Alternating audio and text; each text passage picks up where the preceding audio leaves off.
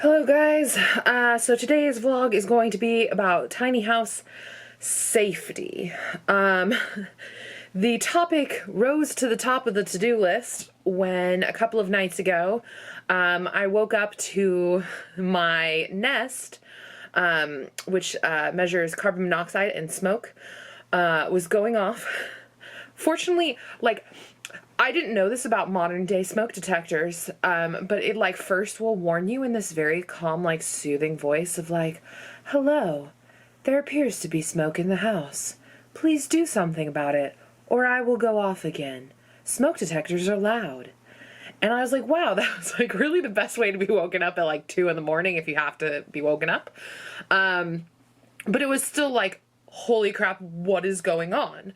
And so I came flying out of bed, down the stairs, nearly fell off the stairs. And it turns out I had left my essential oil diffuser on, and it was not actually smoke that the smoke detector was detecting. It was essential oils, I guess. Cause yeah, I turned that off. I waited a minute. I couldn't find any other signs of smoke anywhere in the house.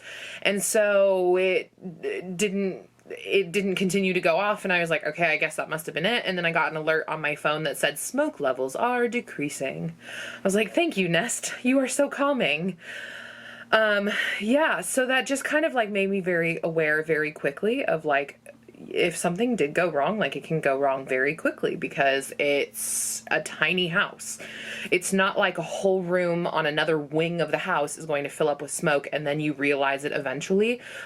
If something happens in here, it's going to be pretty close to me either way. So, it just kind of got me thinking, and I wanted to make sure that I was being the safest that I possibly could because you can only control you. So basically I wanted to go over a few of the things that I'm doing in the tiny house to make sure that I am as safe as possible.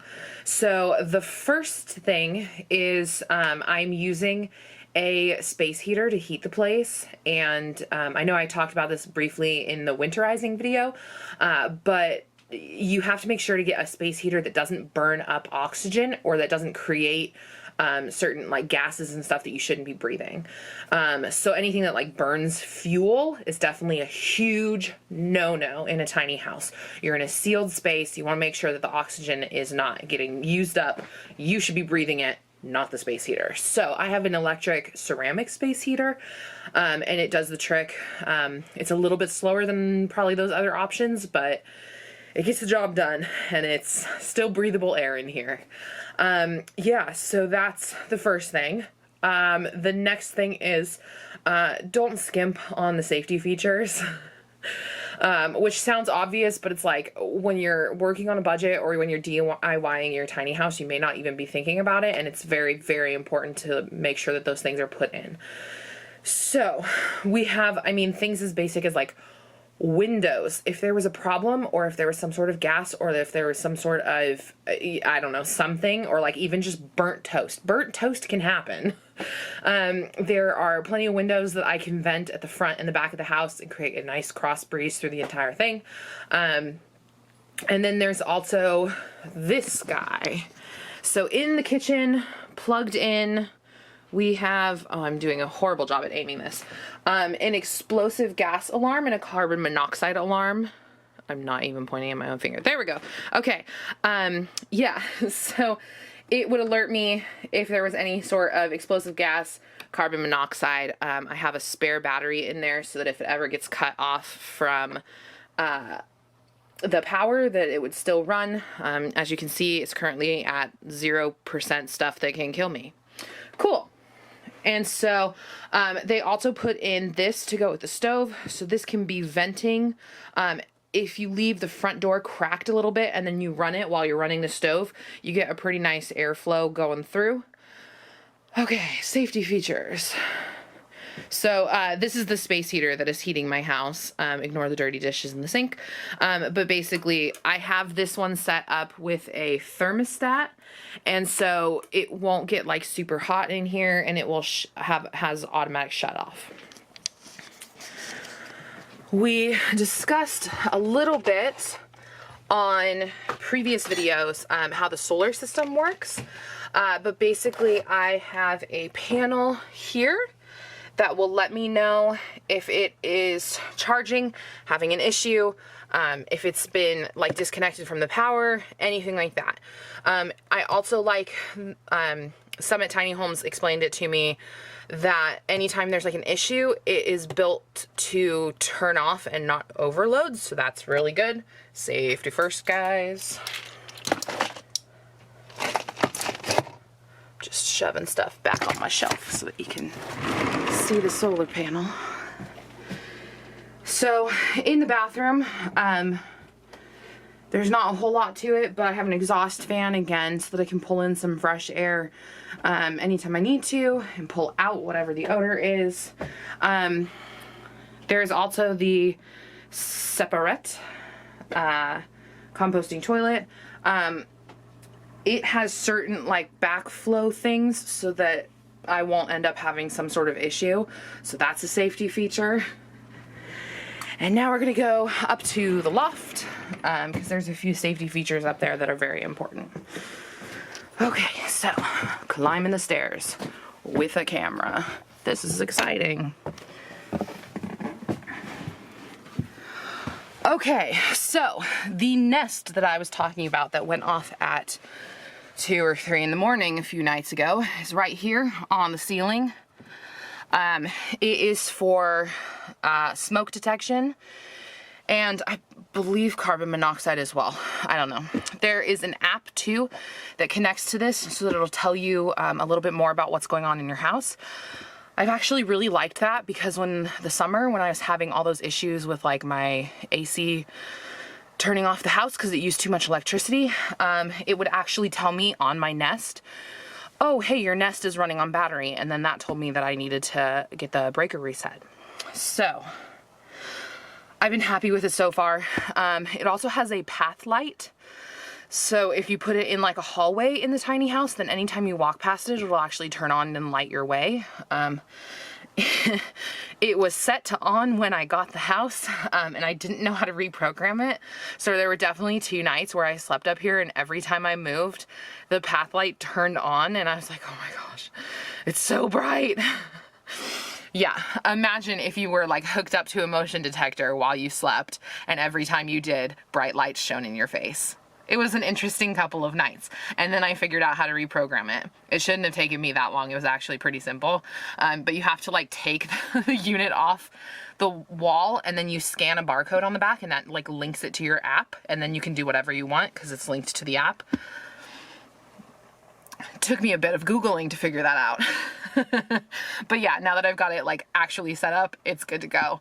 And I have really liked it. It tells you just what you need to know right when you need to know it. So the other thing that is a safety feature is I have, of course, like my front door. That's an emergency exit if I was downstairs. But what happens if downstairs is not safe and I need to exit the building somehow? Well, this window right here is my other emergency exit. So on the outside of the house, there is a ladder that I can actually use to climb down the side of my house if anything ever were to happen. Yeah, and I mean, it's just really important that safety is thought of the same way as a traditional home. In a traditional home, it is requirement. It is not optional. There's no DIY option. There's no, I'm pretty sure I have enough in here. It like home inspectors will have to come and verify that your house is safe. So in a tiny house, you should almost be like more careful than a traditional home because things are not as consistent across the board as they would be in a traditional home where an inspector, you know, comes and looks at it. There's definitely like safety standards. Mine has been like safety certified, so I feel pretty confident that like nothing's been done wrong in the house or is dangerous potentially to me. But for anyone who's doing like a DIY or who's using like a builder but like hasn't really thought about it, it's definitely something that you should do some research on and put in as many safety features as you can to make sure that you're really like being proactive about it. If that had been real smoke in my house the other day, I got alerted, which is huge. I also like didn't have the poisonous or explosive gas alarm going off, so I could kind of like tell that it was something else was going on, just smoke. I kind of thought that like maybe the space heater like sucked up some hair or something. But yeah, it just kind of made it like really crystal clear that like I'm so grateful that my house has those safety features so that I can be secure in where I live and know that it's going to be alerted and I'm going to be safe. And like I had 2 ways to get out of my house. I knew which dogs were in my house at that particular moment, and I knew how to get to them and get out. I've also already had an earthquake in this house. I was actually sitting up here in the loft when it happened, and it was kind of a strange sensation of the earthquake. I think it was back in July. Yeah, it was like a couple days after 4th of July that this happened. And you just sort of like rocked from side to side, and the pendant lamp was like going crazy. It like almost hit the wall. And it like that was the point where I was like, oh shoot, I probably should have thought where to stand in a tiny house when this is happening. And so I kind of have already decided that I can go underneath my desk if there's a problem. I can call my dogs over to me and get a hold of them and kind of bunker down there. But it's just something you got to think about, like where do you stand in a tiny house when there's an earthquake? Because there is probably risk of more things falling than in a traditional home because you're so much closer to them, and the walls, you're closer to the walls because the walls are close together. And there's also things like, I mean, I have an exposed bookshelf. If things really, really got crazy, those books would be falling. So yeah, there's definitely just a lot of things to think about, but none of them should make you panic. You just got to do your due diligence and then trust that all of those systems you put in place will take care of you. And so yeah, safety in a tiny house. It's not rocket science, but it's something you should think about. If you guys liked this video, please either follow me on Instagram or subscribe to my YouTube channel. I put both videos up in both places each time. And then you can also leave a comment on either of those platforms. I am checking them. Let me know what you want to know about tiny house living, because I will tell you anything you want to know. For reals. I kind of don't have a filter. Yeah, so that has been Safety in a Tiny House. I will see you guys next time. Bye.